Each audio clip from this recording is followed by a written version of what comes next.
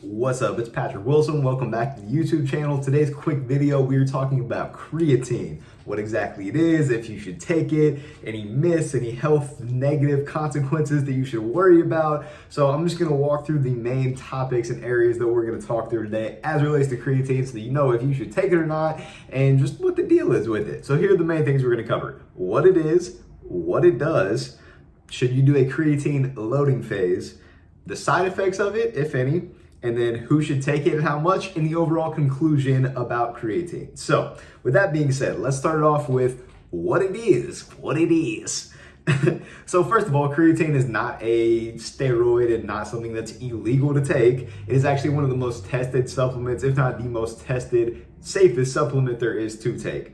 It's been around for an extended period of time. Creatine itself is something that's naturally found within your body. It's just that your body doesn't produce as much of it unless you are eating certain kinds of foods in order to maximize what you can do and what the benefits of it are, which we're going to get to in a second with we talk about what it does. So creatine is a supplement that you can take. Sometimes creatine is found in pre-workouts that you can buy, but oftentimes it's just a type of supplement that you can buy, creatine monohydrate. Some companies kind of market it and try to mark up the price a little bit, but creatine just by itself, just creatine monohydrate, which is what you should be taking, is pretty inexpensive. So that's what it is. Supplement, very safe supplement to take. What it does exactly though, that's a really good question where people are like, is it a steroid? Is it gonna help me build a ton of muscle? Like, what's the deal? What's going on here? What are we doing? How's it help?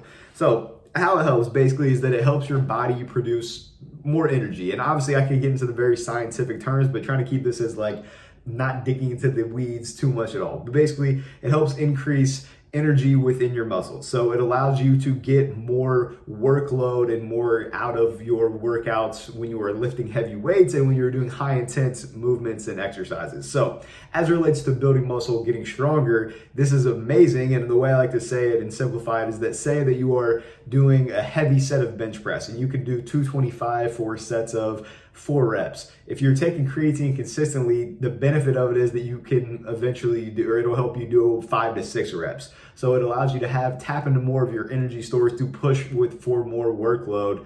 And basically by doing this, what it does is it allows you to, one, get stronger over time, because if you're able to push yourself to get a little bit better with the reps, then you can start going up in weight a little bit easier, a little bit quicker. And then also if you're doing more reps, you're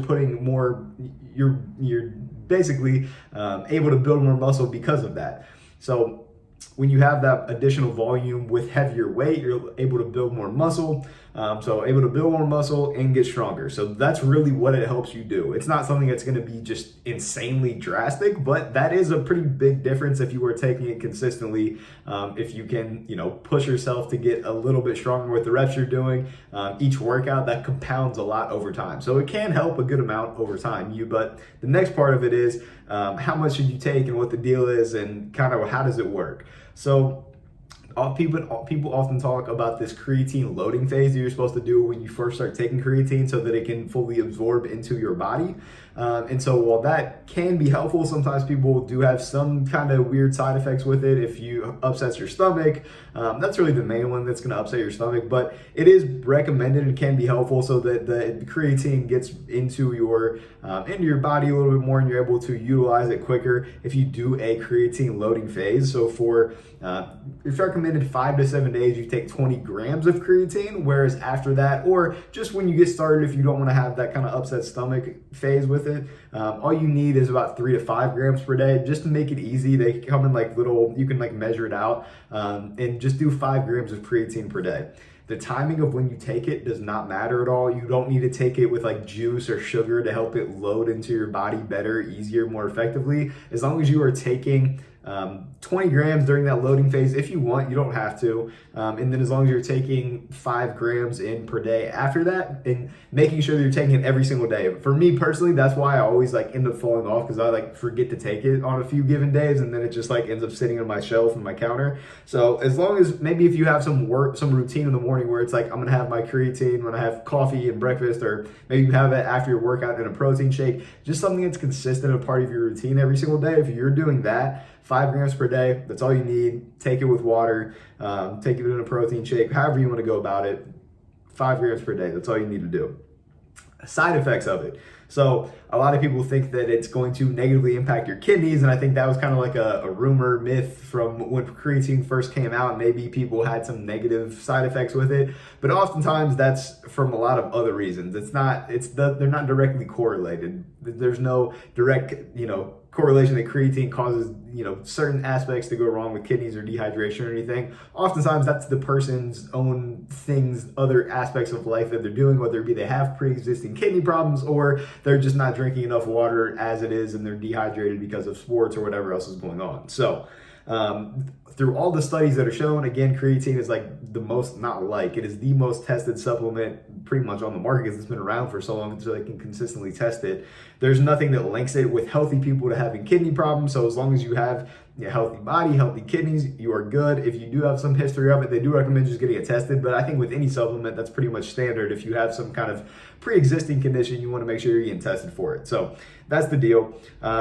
Who should take it and when you should take it? So people often wonder if you should take it when you are cutting, when you're bulking, what the deal is. You can take it during any time and you're going to see benefits from it. Granted, if you're bulking, and this is even if you are taking creatine or not, it's going to be easier to build muscle. When you're cutting, it can help to maintain more muscle and help maybe to build a little bit more strength. But when you are taking in less calories and losing just overall mass from your body, it's a little bit more challenging to build strength and build more muscle. So just keep that in mind. But yes, if you're cutting, bulking, losing fat, whatever it is, you can still take it.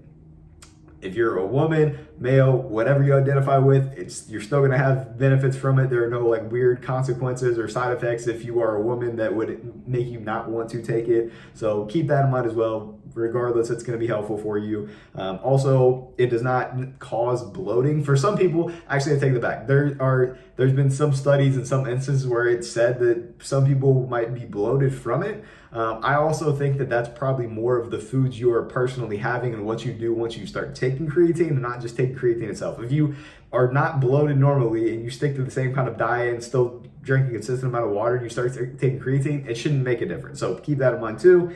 And then lastly, to wrap it all up, yes, creatine is effective. It's useful. It can be very beneficial for making more gains, more progress, more strength gains, building more muscle. It's extremely inexpensive. It's probably the most inexpensive supplement if you just get the creatine monohydrate. And that's my next thing. All you need is creatine monohydrate. All these companies, a lot of companies will be like, oh, we have this creatine isopure, creopure, I don't know, different random things. You don't need all that action. Just get regular creatine monohydrate. Rock from there, do that, 5 grams per day. That's all you need. Extremely inexpensive, effective, safe. That's the deal. That's the deal with creatine. Please like the video, subscribe to my channel.